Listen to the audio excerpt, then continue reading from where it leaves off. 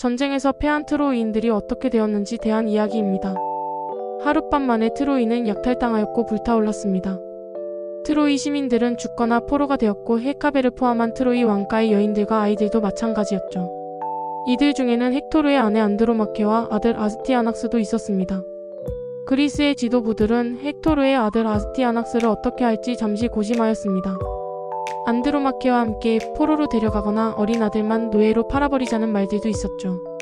하지만 그리스인들은 헥토르의 아들이 장성한다면 살아남은 트로이인들이 그를 중심으로 결집하여 트로이를 재건하고 그리스군에 대해 복수를 할 가능성을 두려워하였습니다.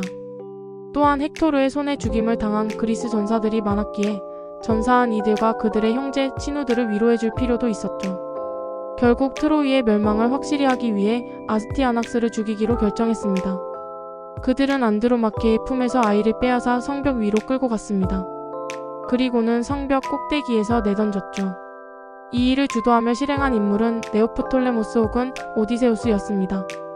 한편 그리스 군의 예언가 칼카스는 아테나 여신이 노한 것을 알아채었습니다. 여신상을 붙들고 예언하는 카산드라를 끌어내고 심지어 신전 안에서 카산드라를 겁탈하는 불경한 짓을 한 작은 아이아스가 원인으로 지목되었죠. 평소 아테나의 총애를 받았던 오디세우스는 이러한 범죄에 대해 작은 아이아스를 돌로 쳐 죽일 것을 요구했습니다. 그러자 아이아스는 아테나 신전으로 달아나 여신의 신상을 볼모로 잡고 동료들에게 자신의 결백을 맹세하고 예언하여 살아남았습니다. 범죄자를 확실히 처벌하지 못한 그리스군의 아테나 여신은 실망하였고 그들이 바다를 건너갈 때 이 일을 대갚아주리라 다짐하였죠. 그리스인들은 포로들과 트로이의 재산들을 그들의 함선들로 가져갔습니다. 이제 이것들을 공적에 따라 나누어 가져야 할 차례였죠. 그런데 아킬레우스의 혼백이 이들 앞에 나타났습니다.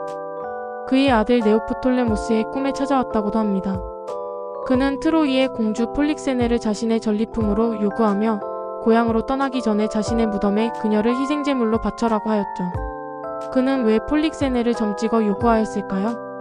아마 그녀가 그에게 특별한 존재였기 때문일 것입니다. 전해지기를 아킬레우스가 그녀를 사랑하게 되었고 결혼을 원하였지만 이 일은 결국 그의 죽음으로 이어졌습니다. 아킬레우스와 폴릭세네와의 관계는 이전 영상 아킬레우스의 죽음 편에 자세히 알려드리고 있으니 참조 바랍니다. 그리스 군의 지도부는 아킬레우스의 청을 수락하여 그녀를 희생제물로 바치기로 결정하였습니다. 헤카베에게서 폴릭세네를 빼앗아 아킬레우스의 무덤 앞으로 끌고 갔죠. 보시는 조각상은 피렌체의 로자 데이란치에 있는 폴릭세네의 강탈이라는 작품입니다. 이탈리아 조각가 피오페디가 1855년부터 1865년 사이에 제작한 것이죠. 제목에 레이프가 들어가 성적 폭력을 당하는 것으로 오인되기도 하지만 여기서의 의미는 뺏어간다라는 뜻으로 여기면 됩니다. 폴릭세네의 어머니 헤카베에게서 그녀를 뺏어갔다 정도가 되겠네요. 딸의 다리를 붙잡고 있는 헤카베의 얼굴에는 절망감이 보입니다. 헤카베를 내려다보며 칼로 위협하고 한 손으로는 폴릭세네를 안고 가려는 사람은 네오프톨레모스입니다. 헤카베의 얼굴과 대비되어 더욱 냉정하고 무서워 보이네요. 바닥에 누워있는 시신은 네오프톨레모스에게 살해당한 폴리테스입니다. 끌려간 폴릭세네는 아킬레우스의 무덤 앞에서 희생제물로 바쳐졌습니다. 에우리피데스의 비극 헤카베는 딸 폴릭세네가 희생되고 아들 폴리도로스의 죽음을 겪는 왕비 헤카베에 대한 이야기입니다. 이 비극에서 폴릭세네는 노예로 잡혀가 치욕적인 삶을 사는 것보다 이렇게 죽는 것을 기꺼이 받아들였습니다. 그녀는 살려달라고 애원하거나 눈물을 흘리지 않았고 트로이의 공주로서 품위를 잃지 않았고 당당하였죠. 네오프톨레모스가 희생의식을 집행했는데 잔혹하고 무자비한 그였지만 그녀의 용기에 감탄하였고 최소한의 고통으로 죽이려 애썼다고 합니다. 그리고 헤카베 등의 살아남은 가족들이 그녀의 장례를 치르도록 해주었습니다. 다른 이야기로는 그리스군이 고향으로 떠나려 하였으나 바람이 일지 않았고 이유는 아킬레우스의 영혼을 달래지 않아서였다고 합니다. 그래서 그와 인연이 있었던 폴릭세네를 아킬레우스를 위한 희생제물로 바쳤으며 그제야 바람이 일기 시작하여 출항할 수 있었습니다. 이 이야기는 10년 전 그리스군이 아울리스에서 출항하려 할 때 바람이 불지 않자 아르테미스 여신의 분노를 달래기 위해 아가멤논의 딸 이피게네이아를 제물로 바친 것과 일맥상통합니다. 전쟁의 시작과 끝에서 각각 희생된 두 여인은 전쟁이라는 것이 싸움터에서 직접 싸우다 죽고 다치는 사람들에게만 비극이 아니라 그들의 가족들에게도 커다란 비극이라는 것을 상징적으로 보여주고 있습니다. 폴릭세네 외에 다른 사람들도 어떻게 되었는지 볼까요? 먼저 총사령관 아가멤논에게 트로이의 가장 아름다운 공주 카산드라가 명예의 선물로 주어졌습니다. 그녀는 헬레네와 비견될 만큼 아름다웠는데 많은 구원자들이 트로이로 왔을 정도였고 그들은 그녀와 프리아모스의 마음을 얻기 위해 전쟁에 뛰어들었었죠. 참전한다면 죽은 아킬레우스의 공적을 잊게 해주겠다는 약속대로 네오프톨레모스에게는 헥토르의 아내 안드로마케가 주어졌습니다. 안드로마케가 아름답다는 것 외에도 헥토르가 그리스 군에게 가장 강력했던 적이었던 만큼 그녀를 차지하는 것은 명예로운 일이었습니다.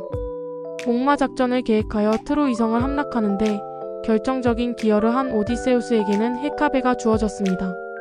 트로이의 왕비였다는 그녀의 지위는 트로이의 영광과 멸망을 상징적으로 보여주는 것이기에 전리품으로 의미가 있었죠.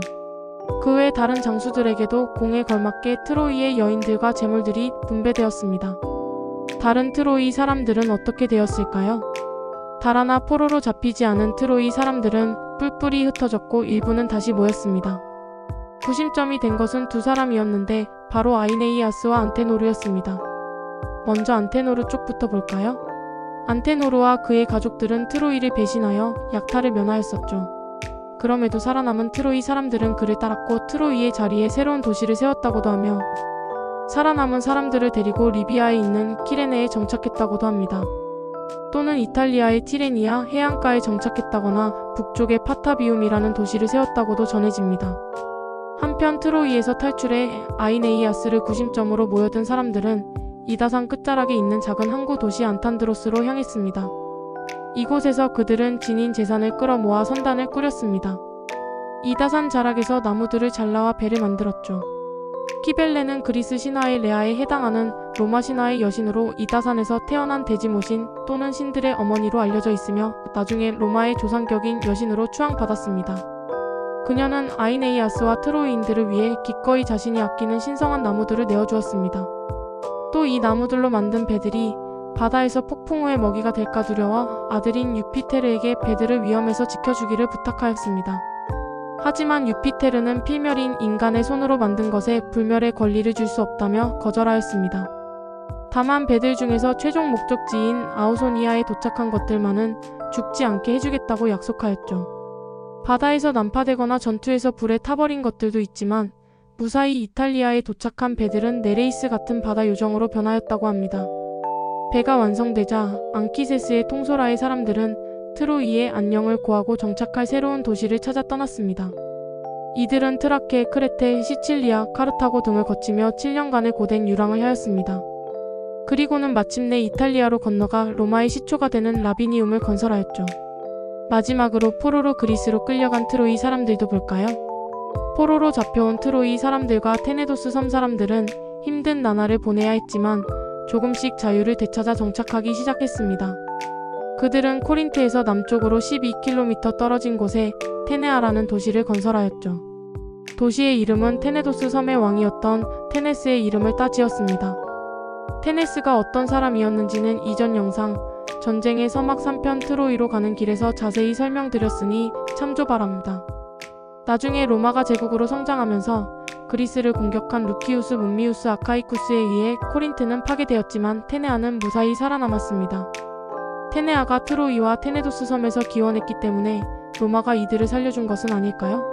로마도 트로이 유민들이 기원이었으니까요.